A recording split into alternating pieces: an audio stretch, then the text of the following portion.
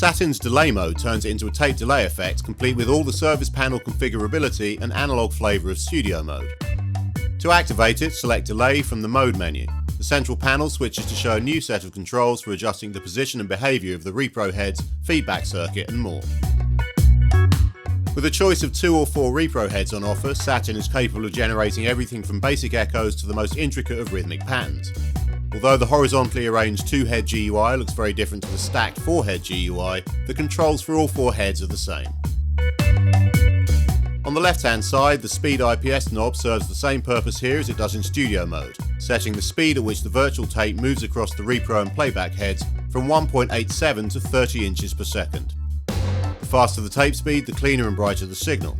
But in delay mode with tempo sync inactive, the speed also determines the base delay time, modified by the repro head distance sliders, which we'll come back to shortly.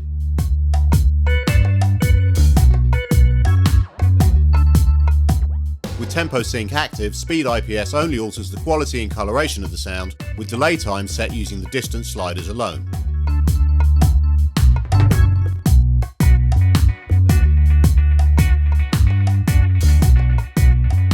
Here's a guitar being processed by a basic pan delay setup with Speed IPS manually raised and lowered, first in tempo sync mode,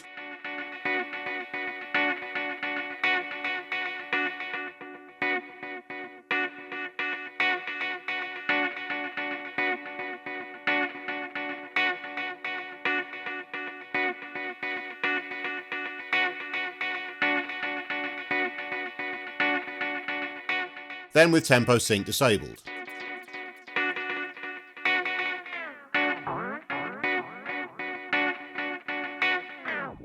As you can hear, the delay times are only affected in the latter case.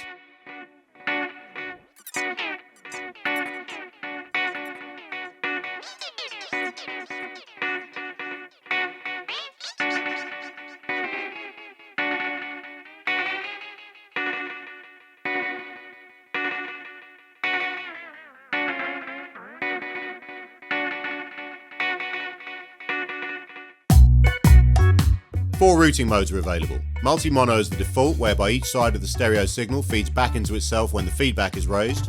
Cross mode instead feeds the output of the left channel into the input of the right and vice versa. And the 2 ping-pong modes convert the signal to mono and feed it back into the left or right input respectively.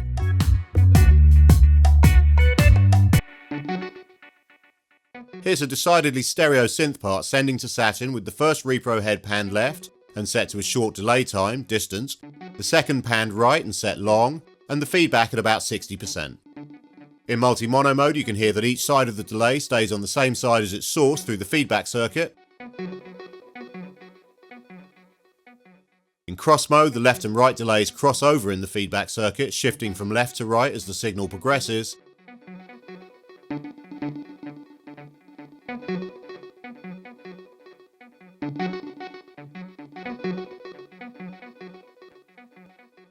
While in the 2 ping-pong modes, only the left or right channel receives the summed input, as you can clearly hear when the feedback is reduced to 0.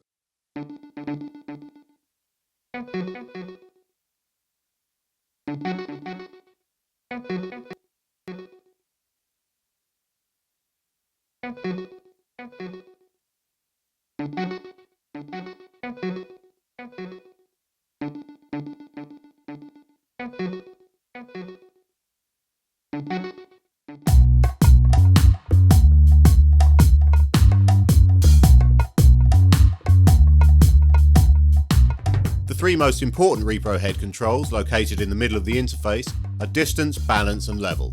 The distance sliders establish how long it takes for the signal from the playback head to be repeated by each repro head, i.e. the delay time.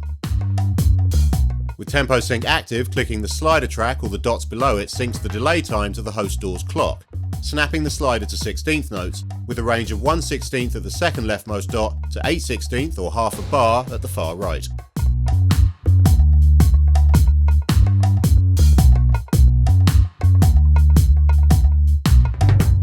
The tape speed is effectively locked at 15 inches per second when synced, although adjusting the Speed IPS control still affects the tone and colour of the signal.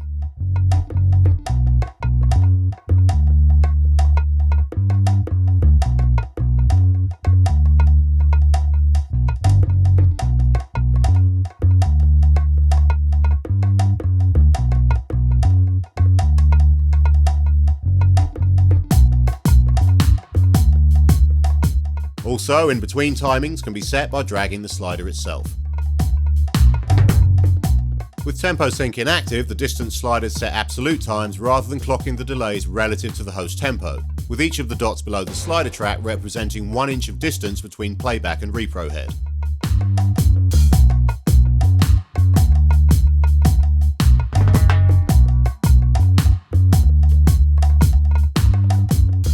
As mentioned earlier, the Speed IPS knob also acts as a global delay time modifier when Tempo Sync is off.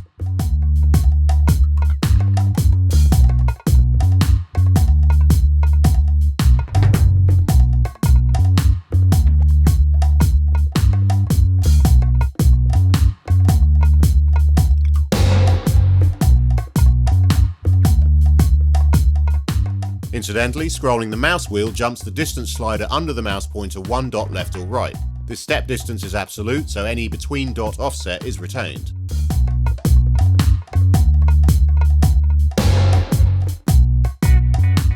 The level controls simply determine the output level of each repro head, while the balance knobs position them in the stereo panorama.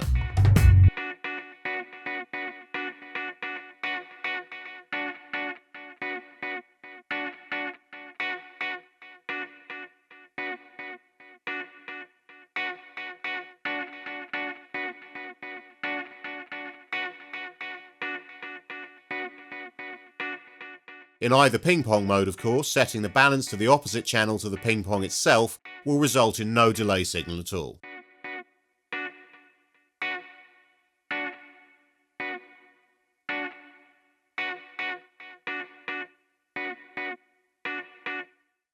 By applying LFO modulation to each distance slider, at a speed set by its mod rate knob and depth set by its mod amount knob, a touch or a lot of wobble and weirdness can be introduced into the signal.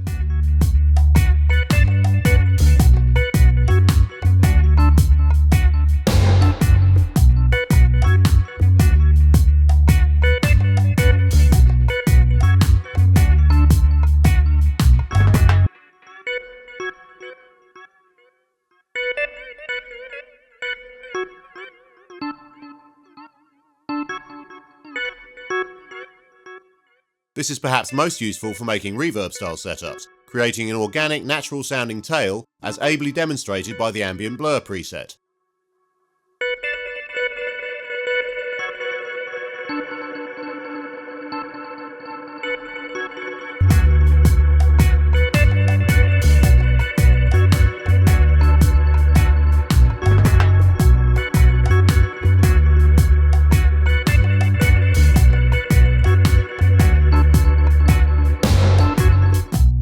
On the right-hand side of the delay mode interface, the mix control sets the wet-dry balance.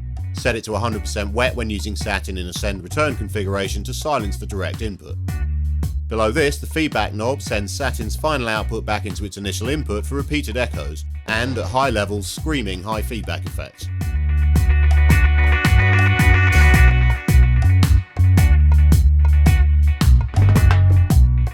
The low and high cut controls sweep the cutoff frequencies of Satin's inbuilt low and high cut filters from 20 Hz to 2 kHz and 200 Hz to 20 kHz respectively.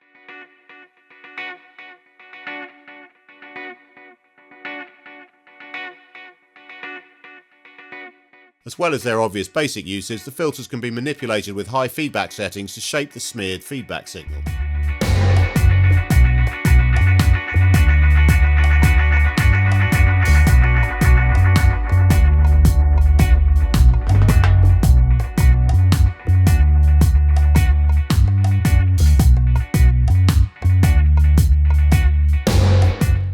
Indeed, with the feedback circuit encapsulating all of Satin's parameters, switching Tempo Sync off and playing with the Speed IPS and distance controls, in conjunction with the filters, gives rise to all manner of wild dub-style effects and soundscapes. This is tape delay at its most creative, we'd suggest, but when you're indulging in high feedback experimentation of this kind, it's always a good idea to activate Satin's limiter by hitting the limit button. You don't want to blow your tweeters after all.